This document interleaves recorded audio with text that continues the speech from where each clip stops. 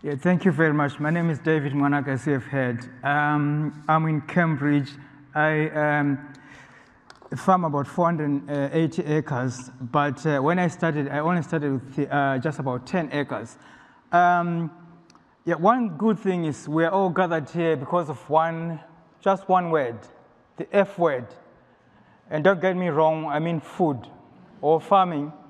And one thing with food is that, once you've eaten food, you just don't want to think about it again, and until when you're hungry, maybe after 12 hours or whatever. But then, the thing about food is that we as human beings, we migrated from one part of the world to another, and during that process, some of us, we did migrate with the food that we grew up eating, or when we migrated to other parts of the world, we ended up finding food that was not where we came from. So we ended up eating foods that we never actually knew. If I were to give an example, the Europeans went to South America, and over there they came across potatoes, cucumbers, melons, and well, not melons actually, but pumpkins. And when they were coming back to Europe, they brought some of those crops back to Europe. And that's how we ended up with potatoes in this country. Potatoes don't come from McDonald's, but originally they came from South America. And they came from South America as a result of people who had gone there, and they came back with potatoes because then they enjoyed eating them. So that's probably what my journey of farming in this country is all about. I grew up in Zimbabwe where I was eating crops that you can see, yeah. Those are some of the crops that I grew up eating. If you were to ask me how they taste like, I'll tell you, well, I don't know because you don't know how they taste like. But the thing is, I grew up eating these crops, and when I came to the UK, they were not available. And I had to think, am I going to bump into someone or into a farmer who grows these crops, or I have to do it myself? That's actually how I started thinking of how I could grow these crops. And later on, I'll tell you what these crops are. But that's really what made me to go into farming. It's not necessarily that I thought about growing these crops to make money. I started growing these crops because I wanted to eat them myself and then my family. But from there, ended up as a business. And if I were to go back to give you an example of potatoes, go back to the Spaniards who brought potatoes from South America. I don't think when they brought back potatoes from there, they were thinking that this is going to be a big business. They probably just brought potatoes back to Europe thinking, oh, well, let me take this back to my countrymen. Maybe they'll enjoy eating the potatoes. And that's how it became a business. After a while, it became a business growing potatoes in Europe and all over the world. And that's also basically how I started, because then I didn't have these crops in this country, and I had to figure out how to grow them. And apparently, when I started, because as you can see, I'm a black person, it was difficult for me to get land in this country. It was extremely difficult. Just imagine some of you are farmers, and then I were to knock on your door, and I'm saying, I'm looking for land to grow white maize. You have no idea what white maize is, and I won't blame you if you think I'm up to something else apart from what I'm telling you. So I would go around knocking on some farmers' doors and say, I'm looking for land to grow white maize. And the door just shut. And I got to a point of thinking, right, is this the end of my dream, or I have to think out of the box?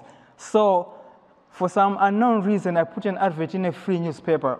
The newspaper had nothing to do with farming at all. And I said, I'm looking for land to grow maize. And not even one person came to me because it was a wrong, well, I wasn't supposed to put that article, that advert in that paper anyway. But fortunately, someone saw that advert and they thought, there must be something wrong with this advert.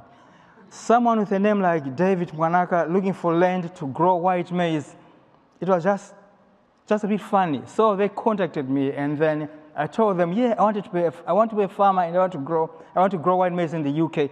They didn't know what white maize was. So I had an article in one of the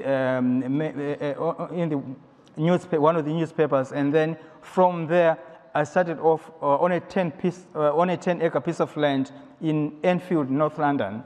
And from there, I remember some years later, I think about 10 years ago, I used to go around in schools telling school children what it is that I'm a farmer and what it is that I grow. I remember I went to one school in Enfield, and I just asked the kids there, just guess wildly, what do you think I grow? And one of them say, we, and I just wondered, what's the we about? Later on, I asked him, yeah, what is it that you think I grow? He said, weed. And so those are some of the things that one would think, oh, you are black and therefore you probably grow weed. But to be honest with you, I don't grow any of that stuff. And right, and then from the moment that I realized that I can start growing, I've got the 10 acres and I can start growing my white maize in the UK, I then had the other problem of how do I sell the maize? Because then people didn't actually know there was white maize in the UK.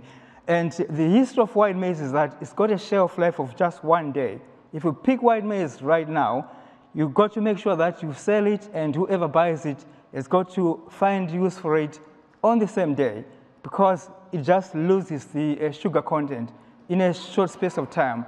So in South America, they used to say you boil the pot first, then you run to the field, you pick the maize, you come back, throw it in the pot, then you got the best taste.